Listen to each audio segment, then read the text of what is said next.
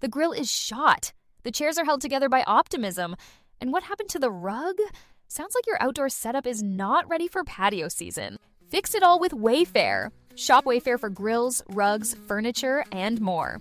With 20 million 5-star reviews, room of choice delivery, and expert setup on qualifying orders, it's never been easier to do more for less. Get 10% off your first eligible purchase. Hurry to wayfair.com or download the app now. Wayfair, every style, every home.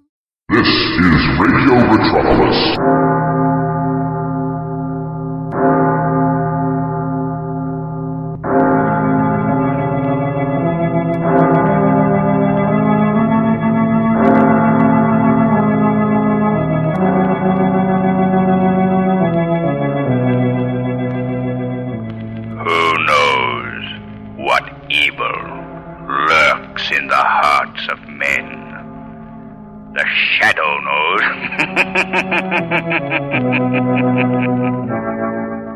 Welcome to the Shadow Radio Podcast here on Radio Metropolis.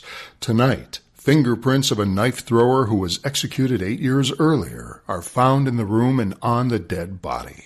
When the killer strikes again, the same fingerprints are found at the scene.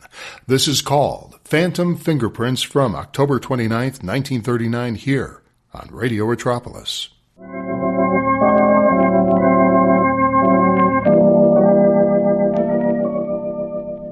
The Shadow, mysterious character who furthers the forces of law and order, is in reality Lamont Cranston, wealthy young man about town. The Shadow uses his hypnotic power to cloud men's minds so that they cannot see him.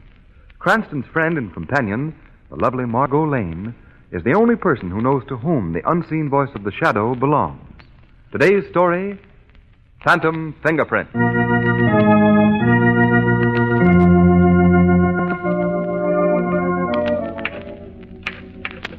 But you must understand, Lord Hawley, I am a woman.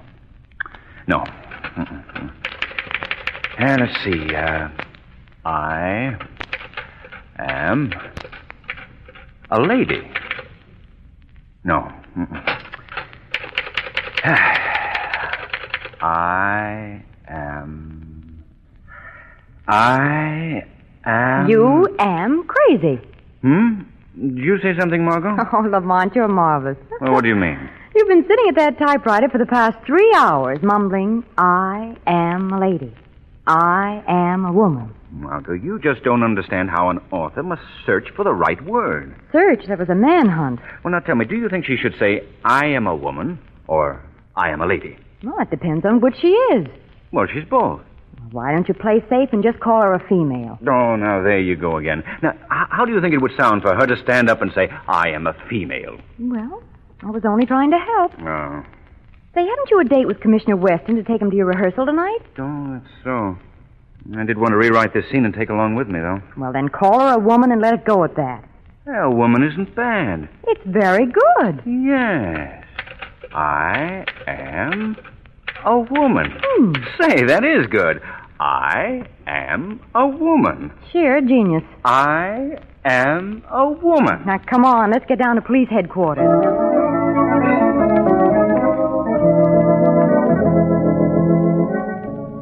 All right, Commissioner Weston. Ready to see the rehearsal? Well, Cranston, as a matter of fact, I don't care much for mystery plays, and as for rehearsal... Oh, grab him quickly, Lamont. He's slipping through our fingers. No, Commissioner, I want your opinion on the play. After all, I am, as you've told me so often, merely an amateur criminologist. I'd appreciate the judgment of an expert. You really want my opinion? Your invaluable opinion, Commissioner. Well, in that case, Miss Lane, since you put it that way... And the publicity agent thinks it'll be good for the show if you come to see a rehearsal. Oh, so that's it. So I'm just being used as a publicity gag. But good publicity, Commissioner. Here's your hat, Commissioner. And your coat, Commissioner. Well, come in. Good evening. Oh, I didn't know you had visitors, Chief. Oh, come in anyway, Doc. Come on in. This is Miss Lane and Mr. Cranston, Dr. Kilgore. How do you do? How do you do? We've met before, Doctor. Yes. Doc Kilgore's our medical examiner. He's been with the force for... How long is it, Doc? 40 years. Next Thursday, Commissioner. Yes, of course. By the way, Doc, the men on the force are throwing a little party for you to celebrate your long service. Yes, I know. And I appreciate your thinking of me, really, but I just hate to be reminded that I'm getting old. Well, Doc, I've been thinking things over, and I thought that the party would be a good place for you to announce... My retirement? Yes, Doc. Now, I have your pension papers in the drawer of my desk here. I haven't signed it yet because I wanted to talk to you first. Well, hasn't my work been satisfactory, Commissioner? Doc, you're the best medical examiner in the country. But we're thinking of you. You've worked hard all your life. Now you can retire at full salary and enjoy yourself. Oh, why? If I retired, I'd be dead in 6 months. Now, Doc, that's no way for you to talk. I'm an old fire horse, Commissioner. I wouldn't know what to do with myself if I didn't have my work to do. But, of course, if you want me to retire, I'll do it. I wouldn't think of it, Doc. I was only doing it for your sake. Well, then, shall we forget it for the time being? You see, I don't want to retire yet, Commissioner. Oh, forget it then, Doc. All right. Well, I guess I'd better get along. Oh, what is it you came in to see me about, Doc? Oh, what's it? Would you rather we left the room, Dr. Kilgore? Oh, no, indeed not. It can wait until morning. Well, we'll miss the first act unless we hurry. You see, Doctor, Mr. Cranston's play is in rehearsal tonight, and he wants my critical opinion. But if you want to talk to me, I'll be glad to... No, indeed. What I have to tell you can wait, Commissioner. Oh, well, let's go then. Oh, by the way, Doc, those reports I wanted you to look at are right here on my desk. Yes. Now, you sit right down and go over them. There'll be no one around here to bother you at this time of night. All right, Commissioner. We've got exactly 16 minutes to get there. We'll never make it. We will with a police escort, Miss Lane. Police escort? Whoa, did you hear that, Lamont? Yes, Margaret. Goodbye, Doctor. Goodbye, Dr. Kilgore. Now, don't work too hard, No, Doc. I won't. Have a nice time. Thanks, we will. I'm going to work the siren. Oh, well. Now to work. Now, let me see. Where did he say those reports were? No, they're not here. Oh, yes, of course. Here they are on the desk. Now, let me see. Oh, yes, indeed. This is going to be a mighty interesting case. Well, that's odd. I thought I heard something. Hey, who's there? Who's there? I said. I can't see you over there in the dark. Oh, no. No, not you. No, don't look at me that way. No, you couldn't. I'll call for help. Oh, please, you couldn't. What have I done to you? Please speak to me. Don't just keep looking at me that way. Well, you wouldn't kill me. Well, you couldn't. It's impossible. I'll call for help. This door is locked. Oh.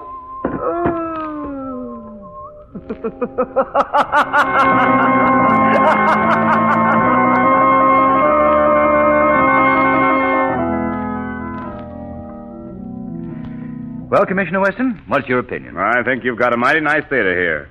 A mighty nice I think Lamont's more interested in your opinion of his play, Commissioner. Well, of course. Oh, that. Well, now look, Cranston, your villain is supposed to be a master criminal. Yes? He makes a foolish blunder, for one thing. Well, then, you don't think a master criminal would leave his fingerprints around, even by accident? Emphatically, no. Well, I don't see why. Commissioner Weston. You're being paged, Commissioner. Yes, one of my men from headquarters. Guy, what are you doing here, Giles? Well, Dr. Giles, hello. Chief, I've got bad news for you. Doc Kilgore is dead. Dead? What? Why, we just left him 2 hours ago in my office. He's been murdered.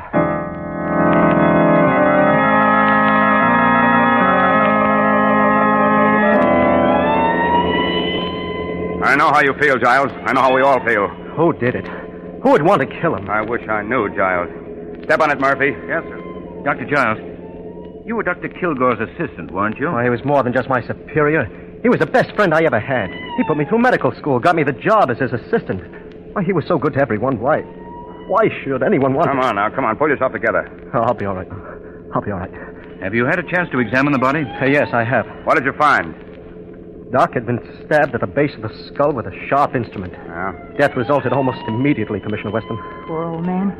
At least he never knew what happened. Chief, if it's the last thing I do, I'm going to bring the Doc's murderer to justice.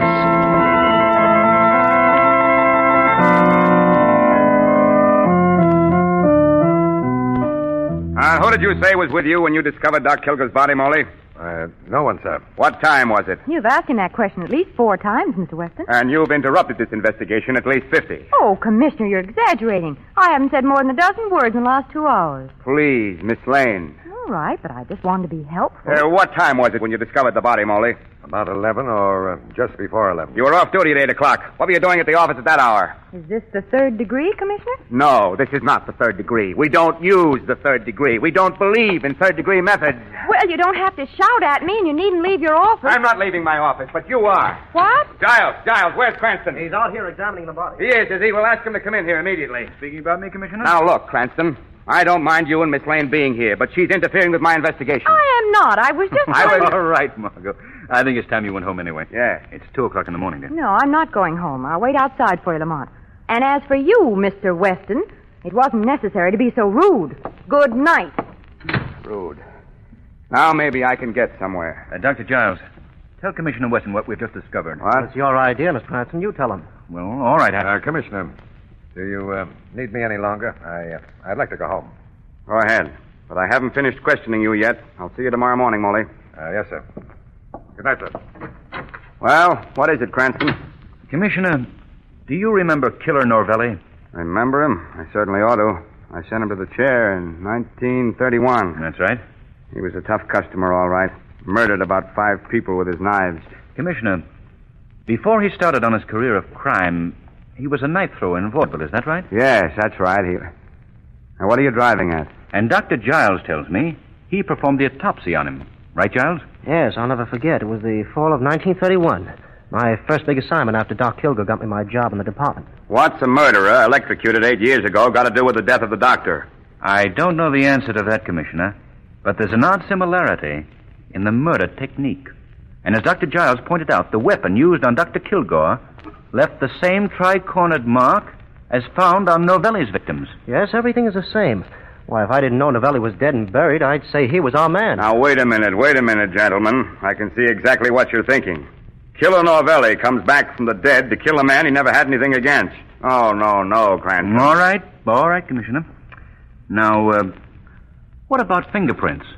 As I told you before, Cranston, a smart criminal doesn't leave his prints around. Oh, but O'Reilly found a clean-cut set of prints right in the center of your desk, Chief. He's down on the files right now, checking up on them. What? On my desk? You say a complete set of prints was found? 4 fingers and a thumb, all perfect. No smudges. Perfect? Well, you're very fortunate, Weston. We'll have the murderer within an hour, Cranston. I wish you luck. Chief, I've got the murderer. Here's the rat who killed Doc Kilgore. Molly? I knew your story sounded phony. I didn't do it. Dr. Kilgore was a friend of mine. You've got to believe Shut me. up. Now, what is all this, O'Reilly? Well, I was developing the photographs of the fingerprints we found in your office, Chief, when I heard a noise in Doc Kilgore's office. Yes? I rushed in and caught Moley red-handed going through the Doc's papers. And this paper was in his hand when I jumped him. Let's see it. Sure, I was going through his papers. But I didn't kill Doc. I can swear it. Why, he was the best friend I ever had. This is getting to be most interesting. What does the paper say, Weston? It's a note for $850.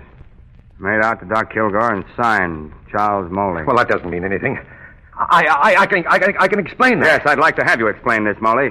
Well, I did owe Doc $850, but I paid him back early this evening. He was busy in the lab and didn't have time to get the IOU for me. After he was dead, I realized how bad things would look for me if the note were found, so I went to his office to get it. Go on, Moley. Well, that's about all there is to tell. He lent me the money to pay off the men I'd been gambling with. I didn't want to lose my job, and I knew I would if you found out that I'd been gambling. You say you paid the money back to Dr. Kilgore? Yes, early this evening, and I swear I did. No money was found on Doc Kilgore. Now I'll tell you what I think, Moley. You owed Doctor money and you couldn't pay him. He threatened to come to tell me about it and about your gambling. You got desperate and killed him to save yourself. I gave him the money, I tell you. I'll get you for this. Keep away from me. Come on, get away. None of that, Giles. I know how you feel, but... Doesn't anybody believe I didn't do it? Take him away, O'Reilly. All right, Chief, come on. I'm tired. Give him a hand, Giles. All right, Chief. Well, there you are, Cranston. You're convinced you have Doc Kilgore's murderer? Absolutely. Motive and all. I don't think you have, Commissioner. There are too many loose ends. What about the fingerprints in the center of your desk? Why was the knife thrown instead How do you of... know it was thrown? Just a hunch. You can't convict a man on hunches. I've got proof and a motive. What happened to the money? There never was any. That was part of Moley's phony story. Oh, I see. You know, Commissioner, those fingerprints intrigue me. Well, go to work, Sherlock Holmes. Oh, for me, I'm going home and get some much-needed sleep. Come in. I'm sorry to bother you, Chief, but is O'Reilly here? No, he's busy. What did you want? Well, it's about the prints, Chief. The ones we found on your desk. What about them? Well, I've checked them, and I've rechecked them. And they don't make sense. What are you talking about? The fingerprints we found on your desk, Chief. belonged to Killer Norvelli. But he's been dead since 1931.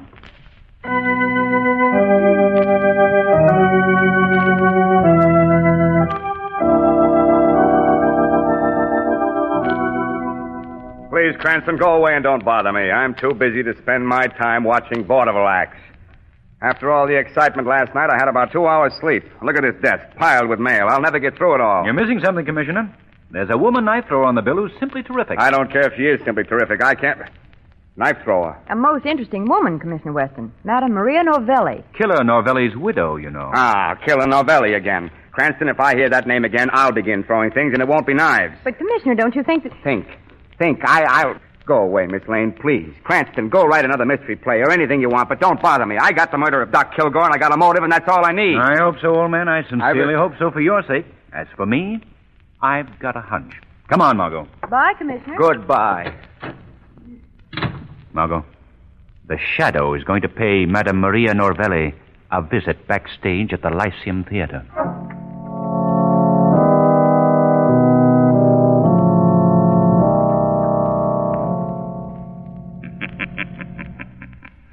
Maria Novelli. What? Who is there? I can see no one. It is I, the Shadow. You cannot see me, but I can see you. And you must answer my questions. Who are you? What do you want here in Maria Novelli's dressing room? Who murdered Doc Kilgore, Madame Novelli? I don't know what you mean. Is it Killer Novelli? Novelli? No. No, it could not be. He is dead. Novelli was your husband? Yes, but he is dead. Dead, I tell you. That is the truth? That is the truth. He was evil. He killed with the knives, the beautiful knives. I teach him the great art to throw the knives, and he used it to kill. Who else have you taught to throw the knives? Many. But there was one last year I taught him. He was very good. He learned quick. He learned as good as Novelli. I want him to join the act with me, but he... Go on. Go on. He say no. He say he got other reasons. Other uses for the knives. He is evil too, like Novelli. You aren't lying to me? No, it is true. Everything is true. What is this man's name? His name? Oh, no. That I cannot say. He make me promise not to tell. He say I kill you if you tell. You must tell me his name if I'm to help you. Oh, please. Please do not ask that. Quickly, Madame Novelli, his name. All right. I will tell. His name is... Madame Novelli. She's dead.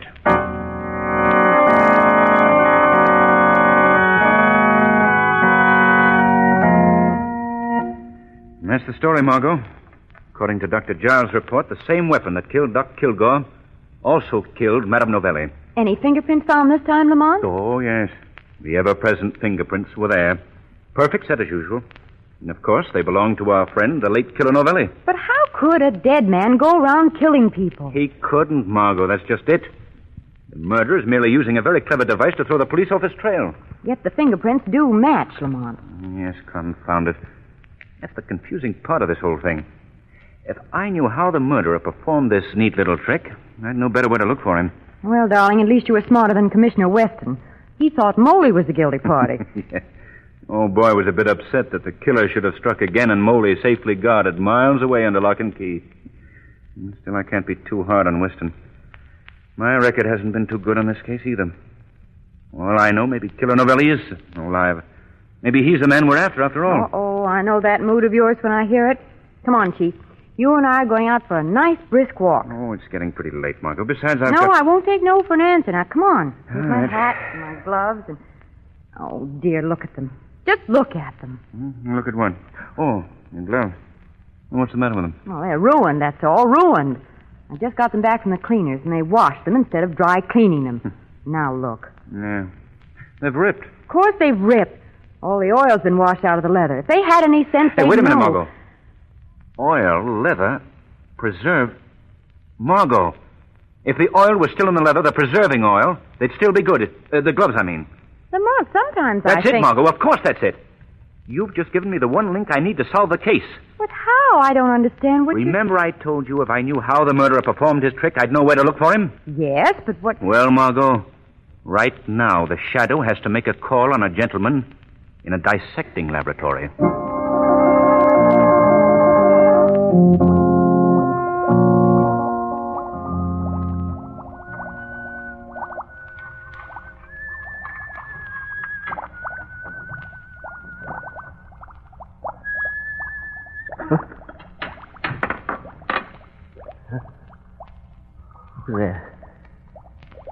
Who's there?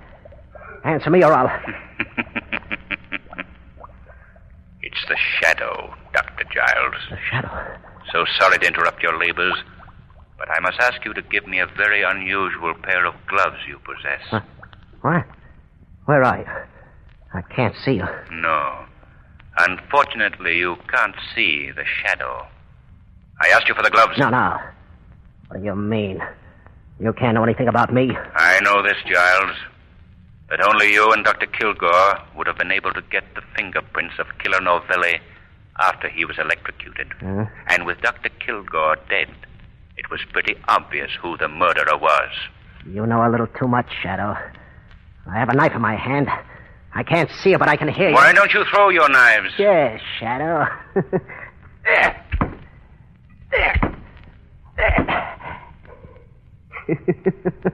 I'll kill you. No, Dr. Giles. I'll not be another of your victims. Yeah? Well, what do you want of me? I want your confession to the murder of Doc Kilgore and Maria Novelli. I also want that pair of gloves you made of human skin. The skin you took from the tips of Killer Novelli's fingers when you performed the autopsy and then kept in preserving oil. You know too much, Shadow. But I can talk plainly to you, because you won't live to tell. You killed Doc Kilgore? Yes, I kill him. But why? Why, Giles? Because he stood in my way. I should have been head of the department long ago.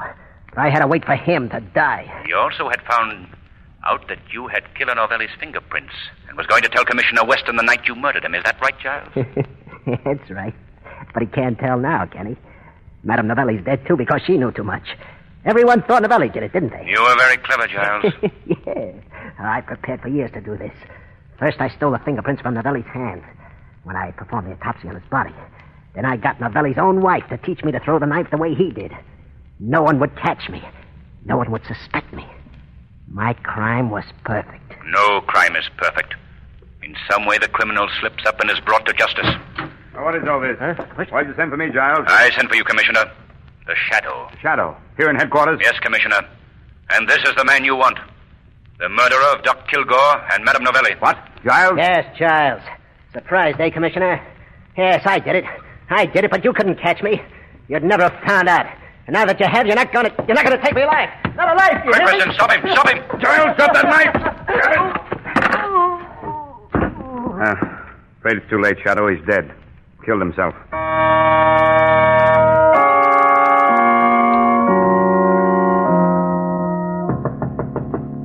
Come in.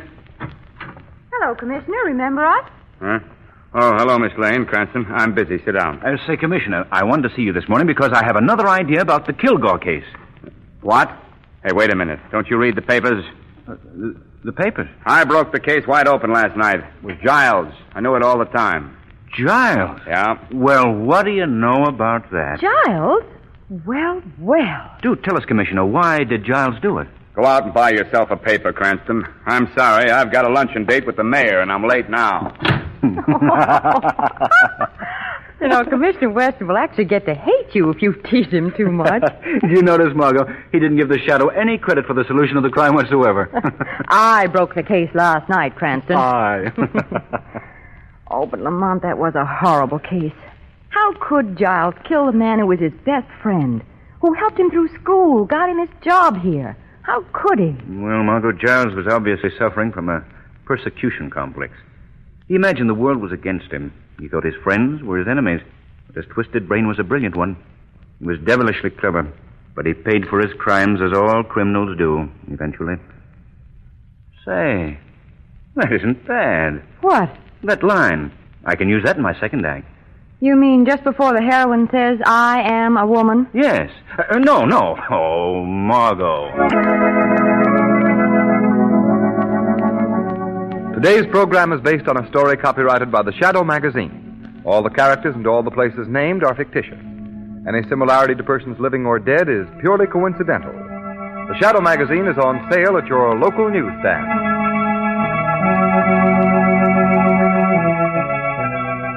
The weed of crime bears bitter fruit. Crime does not pay. The Shadow knows. That was Phantom Fingerprints from October 29th, 1939 here on the Shadow Radio Podcast on Radio Metropolis. This was the strongest episode so far in the 39-40 season, as it's keeping a more sinister tone throughout, as well as having a real sense of mystery to it. I really enjoyed this episode, if you haven't noticed. I think the reason for this tone is that scriptwriter Sidney Sion, who had some real history with this show, as well as being a major influence in another iconic character who we'll talk about. He was a former actor with the Goodman Theater in Chicago, did a few radio gigs and some plays before he turned to scriptwriting, in which he wrote several episodes of The Shadow and the CBS Radio Mystery Theater. He actually began writing for The Shadow during the Orson Welles era and penned some rather exceptional episodes, which is why I think we're seeing a really good turnout in this episode.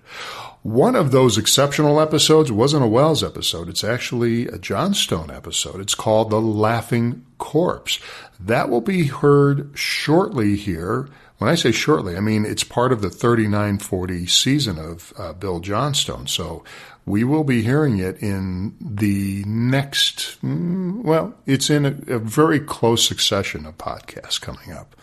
And what makes that episode so special, well, I'll tell you, we will talk about it a little bit more once that podcast and once that episode is played, because you have to hear it and then it'll start to fit in a little bit more. That particular episode is the template, inadvertently, for one of the great iconic villains of all time, and not one that was his villain, but it's one that he inspired, and that was the Joker from Batman. Oh, yes, we'll talk about that. His scripts for The Shadow were dark. They were raw. Many of them, such as this one, Phantom Fingerprints, concluded with a well-explained conclusion by the villain as to how the crimes were committed. And sometimes they say these things before they are killed or, in this case, commit suicide. Sidney Sion went on to write a little for early television, but he left the industry forever after 1960 to work the family business, and that was about it. He died in 1995 at the age of 84. I'm assuming he had a pretty good life. That was Phantom Fingerprints on the Shadow Radio Podcast from October 29th, 1939 here on Radio Metropolis. We'll see you next time. This is Radio Metropolis.